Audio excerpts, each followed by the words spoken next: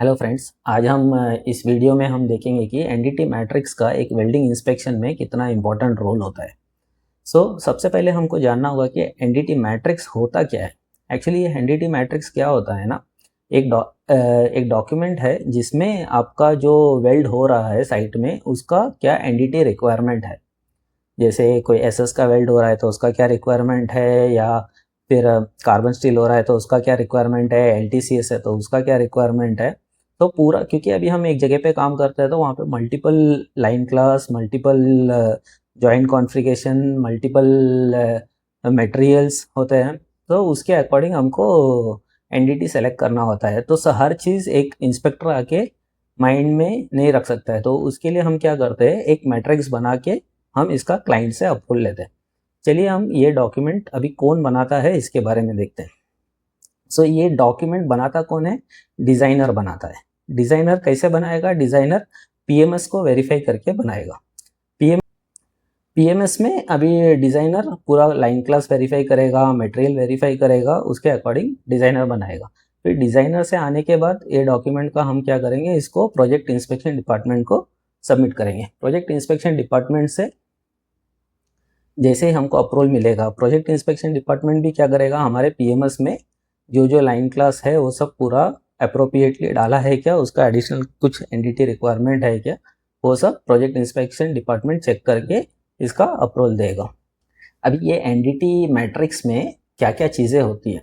NDT matrix में जो भी हमारे पीएमएस में है वो सारी चीज़ें होती है। जैसे पाइपिंग क्लास हो गया, मटेरियल स्पेसिफिकेशन हो गया, थिकनेस रेंज हो गया, डायामीटर रेंज हो गया, फ्लूइड कैटेगरी हो गया, अगर कोई पीडब्ल्यूएसटी रिक्वायरमेंट है तो वो हो गया, मिनिमम डिज़ाइन टेम्परेचर हो गया, फिर कोई पीएमआई चाहिए क्या, वो हो गया, कोई फेराइट एलिमेंट टेस्ट चाहिए क्या, वो हो गया।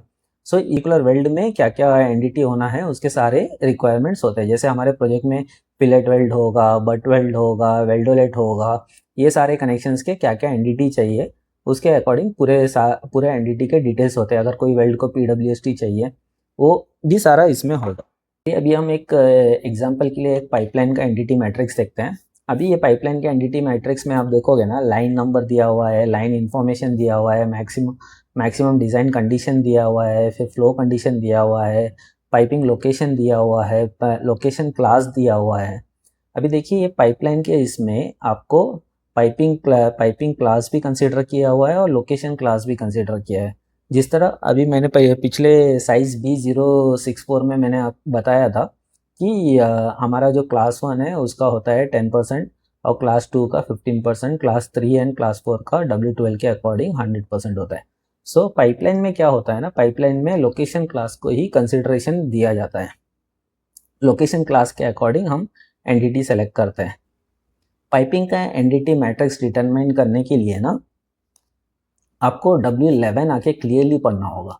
W11 में क्या बोलता है, आपका कोई अनअप्रूव्ड एरिया है जहाँ पे आप वेल्डिंग कर रहे हो, जैसे शॉप का अप्रूवल लेना होता है। अगर आपने क्लाइंट के परमिशन से उस एरिया में काम किया बट वो जगह क्लाइंट ने अप्रूवल नहीं दिया है तो उसको यार्ड कंसिडर किया जाता है। तो उस यार्ड में आप करोगे तो उसको फील्ड वेल्ड कंसिडर किया जाता है, तो वो फील्ड वेल्ड भी आपका 100% होगा। और W11 के अकॉर्डिंग जितने भी ब्रांच कनेक्शन है वो पूरा आके 100% एनडीटी है। उसके अकॉर्डिंग हमको इसमें एनडीटी का सिलेक्शन किया जाता है। अभी ये एनडीटी मैट्रिक्स को आप देखिए, इसमें कैटेगरी क्या बोल रहा है, B31.3 के अकॉर्डिंग ये नॉर्मल फ्लूइड सर्विस है। इसका पाइपिंग क्लास दिया हुआ है, एलटीसीएस का पाइपिंग क्लास दिया हुआ है। उसके अकॉर्डिंग आप देखोगे बट वेल्ड को क्या बोल रहा है, ये 10% चाहिए, आरटी चाहिए या यूटी चाहिए, वो 10% है। फिर बट वेल्ड फील्ड का अगर करोगे तो 100% है। अगर ब्रांच होगा, शॉप में होगा या फील्ड में होगा तो भी 100% है। सॉकेट वेल्ड होगा तो आरटी चाहिए 10% चाहिए, एमपीआई पीटी चाहिए 100% चाहिए। इस तरह से पूरा कैटेगराइज किया गया है। आपको पाइपिंग के लिए आपको W11 का रिक्वायरमेंट मैंडेटरीली पढ़ना होगा और पाइपलाइन के लिए आपको लोकेशन क्लास का रिक्वायरमेंट पता होना चाहिए। कुछ ऐसा एडिशनल एनडीटी रिक्वायरमेंट्स है जो W11 में भी है और W12 में भी है। ठीक है, अभी पहले हम पाइपलाइन का देख लेते हैं। पाइपलाइन बोलेंगे तो W12 का रिक्वायरमेंट।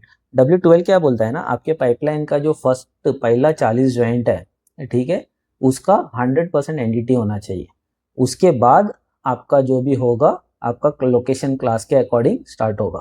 फर्स्ट 40 जॉइंट्स में आपका वेल्डर लो का परफॉर्मेंस, आपका आईपी जो भी है वो पूरा फर्स्ट 40 जॉइंट में आप ख़त्म करके उसके बाद से जितना भी जो जैसे ऐसा लोकेशन क्लास आएगा, क्लास 1 आ रहा है, क्लास 2 आ रहा है, क्लास 3 आ रहा है, क्लास 4 आ रहा है, उसके अकॉर्डिंग आपको एंटिटी सेलेक्ट करना है। अगर आपका एक ही बीआई में मल्टीपल लाइन्स है तो उसमें क्या होता है ना, अगर आप मल्टीपल लोकेशन में काम चालू करोगे तो एक जो पहला चालू होगा उसमें फर्स्ट 40 लेना है और बाकी जितने भी लाइन है उसमें फर्स्ट 5 जॉइंट्स आपको एनडीटी करना है। दूसरा एक क्या बोलता है कि कोई अगर रिपेयर आता है तो उसका सक्सीडिंग एंड प्रीसीडिंग लेना है। जैसे ये एक ट्रेसर वेल्ड जैसा ही हो गया, बट इसमें सक्सीडिंग एंड प्रीसीडिंग बोला जाता है। W11 में 31.3 के अकॉर्डिंग उसको प्रोग्रेसिव सैम्पलिंग या ट्रेसर वेल्ड बोला जाता है। अगर और एक क्राइटेरिया जैसे क्रैक आया तो इसमें कैसा है, सक्सीडिंग एंड प्रीसीडिंग 10 जॉइंट्स लेना है कि उसमें कि पिछले कोई जॉइंट्स में भी क्रैक आया है क्या, किस वजह से आया है, या पर्टिकुलर कोई जॉइंट में ही कुछ प्रॉब्लम हुआ था जिसकी वजह से क्रैक आया है करके पता करने के लिए। और फिर क्या बोलते हैं, कहीं रोड क्रॉसिंग है जैसे आसफाल्ट रोड क्रॉसिंग है तो उसमें दोनों साइड में 60 मीटर्स हमको लेना है। अगर उसी तरह रेल रोड का भी वही है।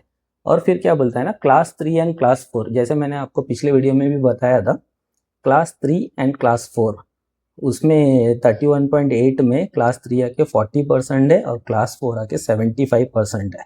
बट W12 रिस्ट्रिक्ट करता है कि उसको 100% बोलता है कि 100% लेना है क्लास 3 एंड क्लास 4 में। और फिर कोई ऐसा एक जॉइंट है जिसका हाइड्रो टेस्ट नहीं कर सकते। अभी इसमें एक और एक है कि एक्सपेंशन लूप फिटिंग्स वेल्ड। ये एक्सपेंशन लूप फिटिंग्स वेल्ड किधर आता है ना, जहाँ पे आपका अबव ग्राउंड आता है। अबव ग्राउंड में क्या करते हैं, अबव ग्राउंड पाइपलाइन में आपका टेम्परेचर टाइम को अवॉइड करने के लिए एक्सपेंशन लूप दिया जाता है।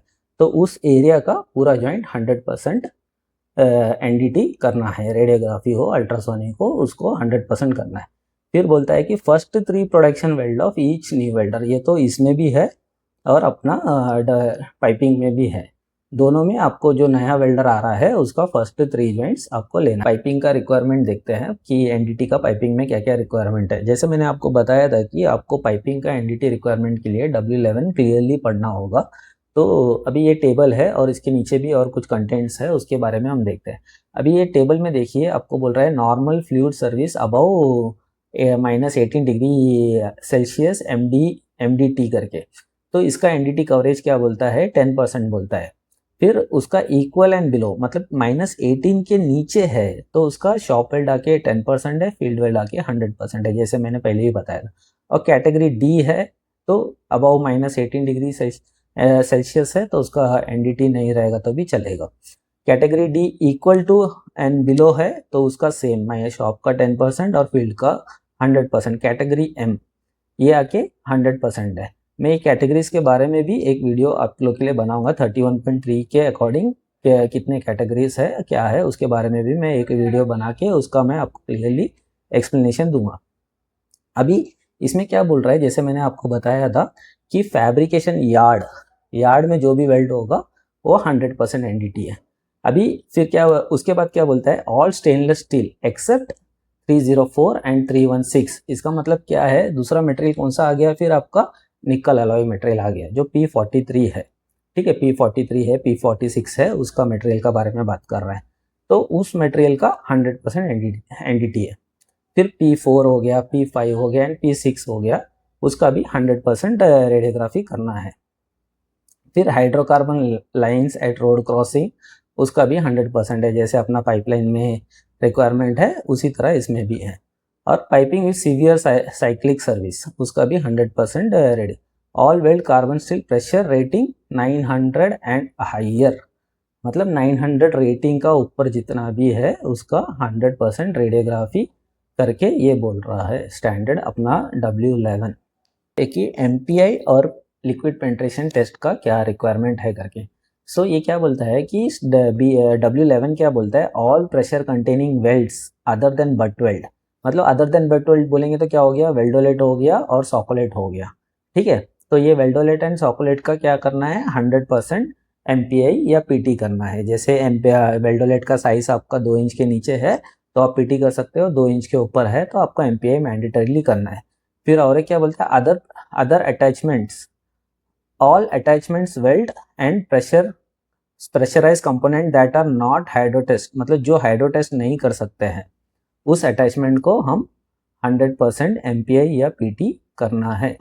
सो आई होप आपको NDT मैट्रिक्स एक वेल्डिंग इंस्पेक्टर के लिए कितना इम्पोर्टेंट है और स्टैंडर्ड के अकॉर्डिंग क्या क्या एडिशनली NDT रिक्वायर्ड है उसके बारे में आपको क्लियरली इस वीडियो के थ्रू आपको पता चला होगा। Thank you, bye bye.